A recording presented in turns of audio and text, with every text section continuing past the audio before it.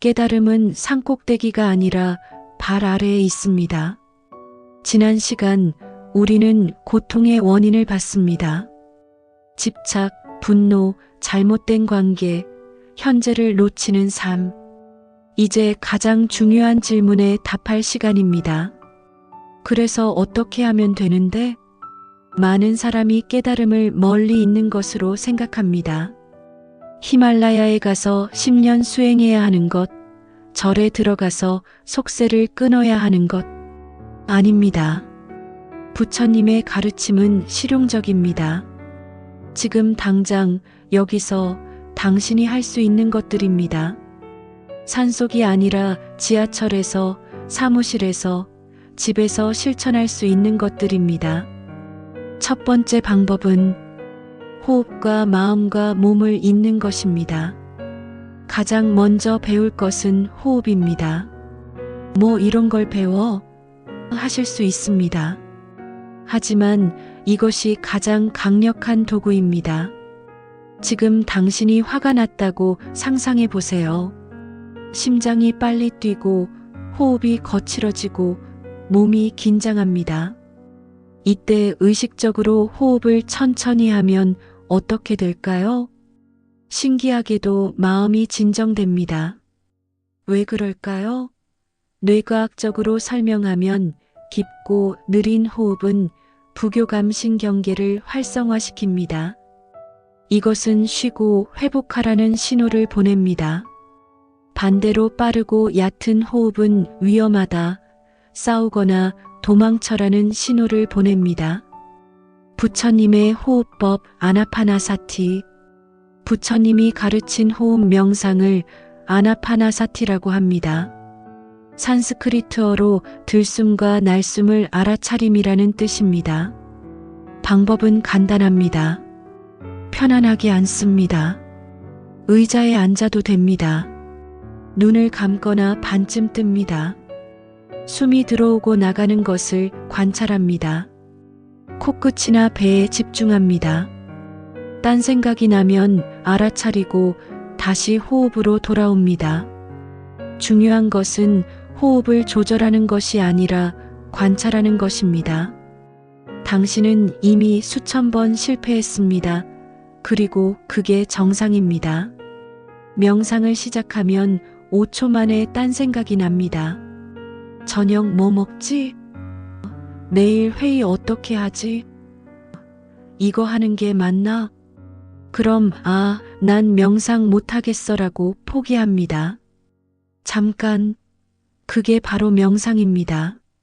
명상은 딴 생각이 안 나는 것이 아닙니다. 딴 생각이 났다는 것을 알아차리고 다시 돌아오는 연습입니다. 100번 딴 생각이 나면 100번 돌아오면 됩니다. 근육 운동을 생각해 보세요. 역기를 들었다 내렸다 반복합니다. 명상도 마찬가지입니다. 주의력을 훈련하는 겁니다. 예를 들어보겠습니다. 분노가 치밀 때 상사가 당신을 부당하게 혼냈습니다. 화가 치밉니다. 당장 대들고 싶습니다.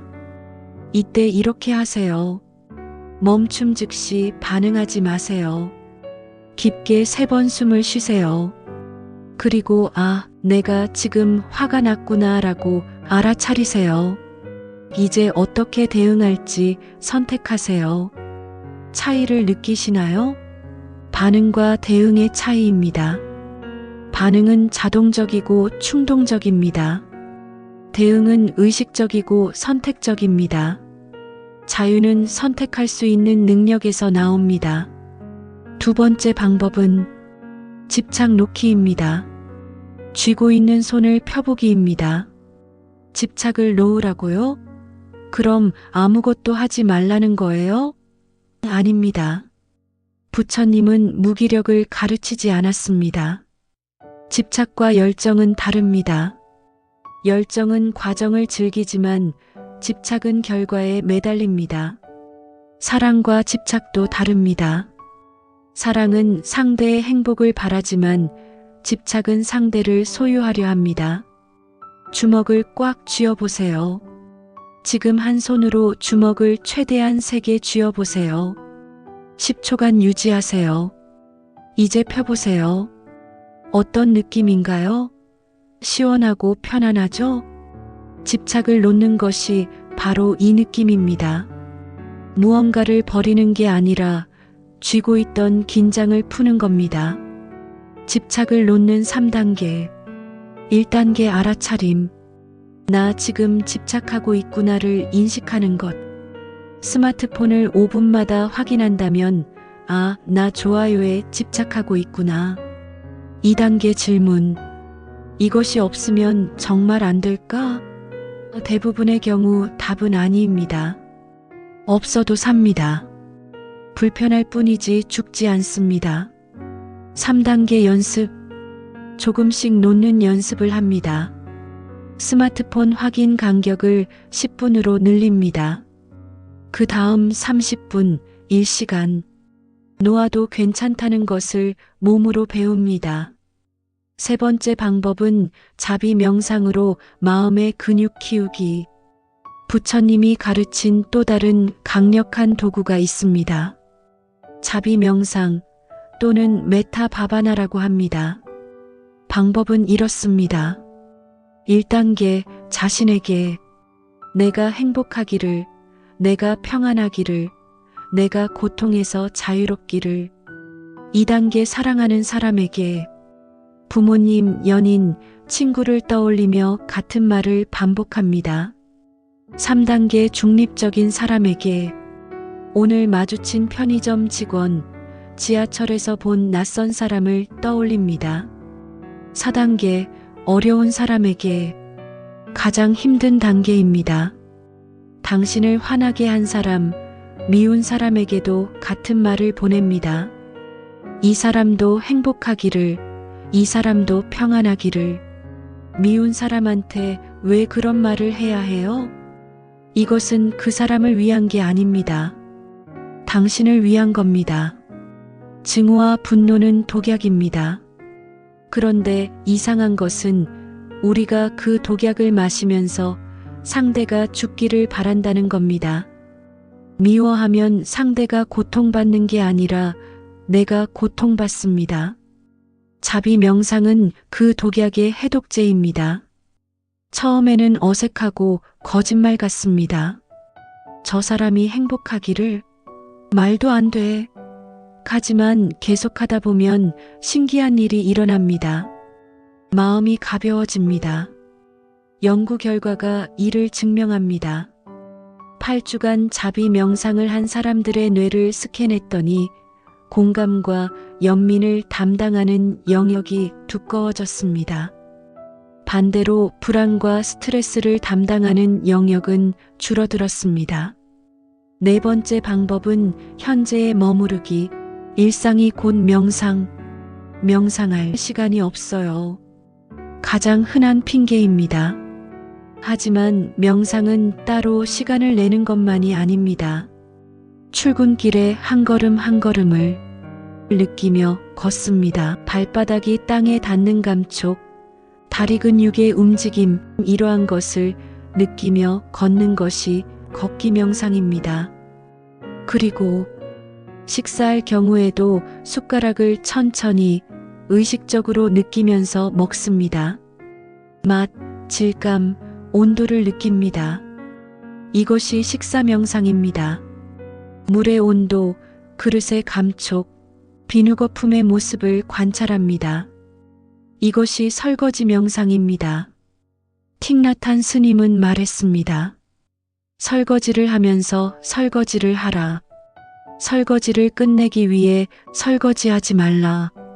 다음은 하루 24시간 마음 챙김. 아침에 눈을 뜨는 순간부터 시작합니다. 기상, 새로운 하루가 시작됐구나. 5초간 칫솔질의 감촉을 느낍니다. 2분간 출근하는 지하철에서 호흡을 관찰합니다. 5분 동안 점심 식사 중에 첫 세입을 의식하면서 먹습니다. 1분은 휴식 시 짧은 호흡 명상, 3분은 퇴근 시에 감사한 일 3가지를 떠올립니다. 이 모두를 합쳐도 하루 총 20분도 안 됩니다. 하지만 이것이 쌓이면 삶 전체가 바뀝니다. 5번째 방법은 사성제 이해하기. 부처님의 핵심 가르침이 사성제입니다. 4가지 성스러운 진리. 1. 삶은 고통이다. 이것은 비관이 아니라 현실 인식입니다. 태어남, 늙음, 병듦, 죽음, 원하는 것과 헤어짐, 원하지 않는 것과의 만남. 이 모든 것이 고통입니다. 2. 고통의 원인은 가래다. 끊임없이 원하고 집착하고 거부하는 마음이 고통을 만듭니다. 3. 고통은 소멸될 수 있다. 희망이 있습니다. 고통은 숙명이 아닙니다. 4. 고통을 없애는 길이 있다. 그 길이 바로 팔정도입니다. 팔정도는 어렵게 들리지만 실은 삶의 모든 영역에 대한 가이드입니다. 1. 정견, 올바른 이해. 세상을 있는 그대로 봅니다. 편견과 왜곡 없이. 2. 정사유, 올바른 생각 증오, 탐욕이 아닌 자비, 관대함을 생각합니다. 3. 정어, 올바른 말, 거짓말, 헛소문, 상처 주는 말을 하지 않습니다. 4. 정업, 올바른 행동, 해를 끼치지 않고 도움이 되는 행동을 합니다. 5. 정명, 올바른 생계, 남에게 해를 끼치지 않는 방식으로 삽니다. 6. 정정진, 올바른 노력, 좋은 것을 키우고 나쁜 것을 줄이려 노력합니다. 7. 정념, 올바른 알아차림, 지금 이 순간을 의식합니다. 8. 정정, 올바른 집중 마음을 한 곳에 모읍니다. 이론은 충분합니다. 이제 실천입니다. 오늘부터 할 수 있는 것들. 아침 5분. 침대에서 일어나기 전 3번 깊게 숨쉬기. 오늘 하루도 최선을 다하겠습니다. 다짐. 점심 3분. 식사 전 30초 고요히 앉기. 첫 세입 천천히 먹기. 저녁 10분 하루 돌아보기. 잘한 일, 고칠 점, 감사한 일. 5분 호흡 명상 또는 자비 명상. 나와 모든 존재가 평안하기를. 주말 30분. 자연 속 걷기 명상 또는 조용히 앉아 명상. 실패해도 괜찮습니다. 중요한 사실을 말씀드립니다. 완벽을 추구하지 마세요. 어떤 날은 명상을 잊어버릴 겁니다.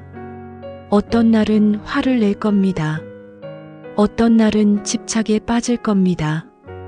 괜찮습니다. 부처님도 깨달음을 얻기까지 6년이 걸렸습니다. 당신은 이제 시작일 뿐입니다. 중요한 것은 완벽이 아니라 방향입니다. 조금씩이라도 나아지고 있다면 그것으로 충분합니다. 혹시 이게 정말 효과가 있나? 라고 의심하신다면 과학을 봅시다. 하버드 의대 연구에 의하면 8주 명상 후 기억 담당 해마 회색질 증가, 스트레스 담당하는 편도체 크기 감소, 집중 담당하는 전전두엽 활성화 증가하는 결과가 나타났습니다. 위스콘신 대학 연구에 의하면 명상 수행자의 뇌파가 일반인보다 더 조화롭다는 결과가 나왔습니다. 면역 기능 향상, 우울증 재발률 40% 감소. 이것은 플라시보 효과가 아닙니다. 실제로 뇌가 바뀝니다. 당신만의 수행 방법을 찾아보세요. 모든 사람이 같은 방식으로 할 필요는 없습니다. 활동적인 사람은 걷기 명상이나 요가를, 조용한 사람은 앉기 명상, 독서 창의적인 사람은 그림 그리기, 글쓰기 명상, 사교적인 사람은 그룹 명상, 봉사활동. 중요한 것은 꾸준함입니다. 하루 1시간보다 매일 5분이 낫습니다. 이 3주 후에는 이런 변화를 느낄 겁니다. 쉽게 화내지 않음, 수면의 질 향상, 집중력 증가, 감사함을 더 많이 느낌, 작은 것에서 기쁨을 찾음. 6개월 후 사람들이 당신의 변화를 알아봄, 스트레스 상황을 더 잘 다룸, 더 깊은 인간관계, 삶의 의미를 더 느낌. 1년 후 다른 사람이 당신에게 조언을 구함, 과거의 자신을 돌아보며 놀람, 삶이 근본적으로 바뀜. 다음 단계로 지금까지 우리는 도구를 배웠습니다. 호흡, 집착 놓기, 자비, 현재 머물기, 사성제와 팔정도. 하지만 아직 하나 남았습니다. 가장 어려운 것, 인간관계와 용서입니다. 다음 편에서는 부처님의 가르침을 인간관계에 어떻게 적용하는지, 용서가 왜 자신을 위한 것인지, 그리고 진정한 자유가 무엇인지 배우게 됩니다. 명상은 나만을 위한 것이 아닙니다. 내가 평화로워지면 내 주변 사람들도 평화로워집니다. 한 사람의 변화가 세상을 바꿉니다.